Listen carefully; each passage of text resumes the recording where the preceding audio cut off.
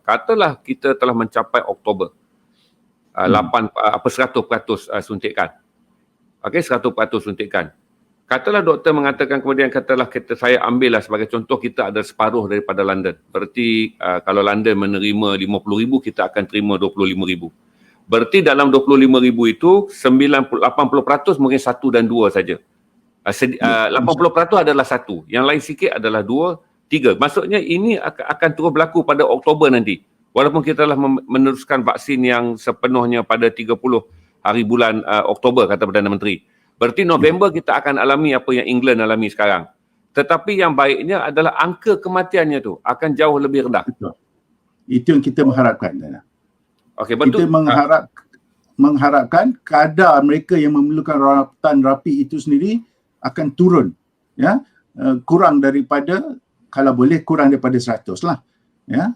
Yang angka mereka yang memerlukan rawatan rapi, jika itu telah berlaku, alhamdulillah kita berada pada landasan yang baik lah, ya. Sebab itu saya tekankan lagi sekali, kita kena mempercepatkan vaksin itu sendiri. Kita mesti lihat, ya, sebab vaksin ni kita sekarang di Malaysia kita ada berbagai-bagai vaksin yang kita gunakan. Jikalau kita ambil penggunaan vaksin Pfizer contohnya, dia memerlukan 3 minggu untuk dos yang kedua, ya. Kalau kita melihat kepada AstraZeneca, ya, dia memerlukan, saya rasa dia telah dikurangkan sekarang ni kepada 9 minggu, ya, dos yang kedua. Kita mesti lihat, kalau kita hanya dapat 1 dos saja, itu masih belum cukup untuk melindungi, ya. Kita memerlukan 2 dos vaksin itu, baru boleh kita terasa diri kita telah mempunyai sistem ketahanan imun yang insya-Allah boleh melawan jangkitan tersebut. Tapi kita mesti ingat, ya, walaupun selepas daripada dos yang kedua tu, ya, kita kena menunggu sekurang-kurangnya 14 hari lagi baru kita boleh mempunyai sistem ketahanan imun yang cukup untuk kita melawan jangkitan. Kita terdengar banyak di media massa, banyak di media sosial dimainkan cerita yang mereka dah kena 2 dos pun mati juga. Ya, tapi kita mesti lihat, ya, walaupun mereka telah 2 dos, bila mereka terkena jangkitan itu. Jika mereka terkena jangkitan sebelum 14 hari daripada dos yang kedua yang diambil itu, jadi kebarangkalian untuk mereka kena jangkitan yang teruk itu masih ada. Ya, kita mesti ingat yang itu.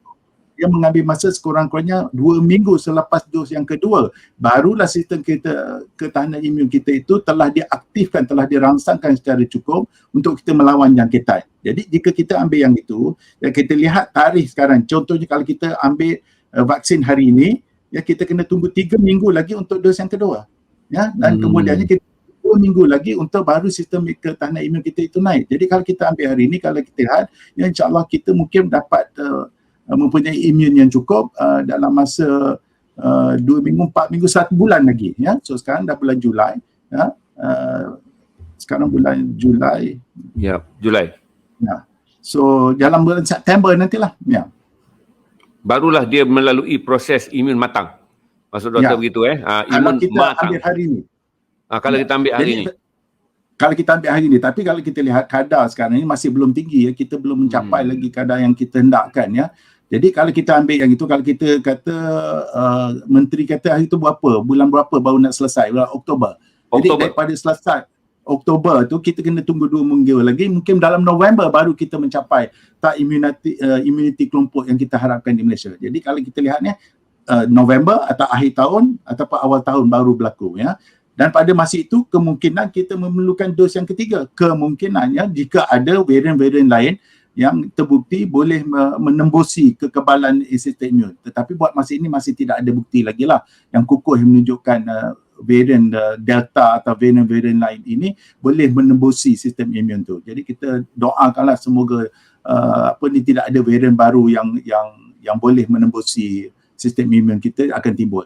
Jadi untuk kita melawan virus itu daripada terus mengeluarkan varian-varian yang baru, ya, adalah amat penting kita mempercepatkan pemberian vaksin.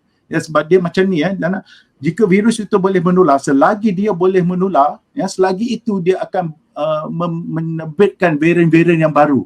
Kalau kita lihat bagaimana varian-varian ini muncul, dia hanya muncul di mana penduduk negeri itu adalah ramai dan virus itu boleh menular. Kalau kita tengok varian di South Africa, varian England, varian India, varian Brazil, ya, yang mana ini adalah semuanya negara-negara yang mempunyai penduduk yang tinggi. dan virus itu boleh menular dengan seluas-luasnya. Jadi daripada situ berlakunya varian-varian baru. Jadi kalau kita percepatkan pemberian vaksin dan kita mengekang penularan virus itu secara tidak langsung mengurangkan varian-varian baru itu daripada muncul. Ya, jadi yang itu mesti faham kenapa kita kena ambil vaksin dengan kadar yang segera dan dipercepatkan di seluruh negara.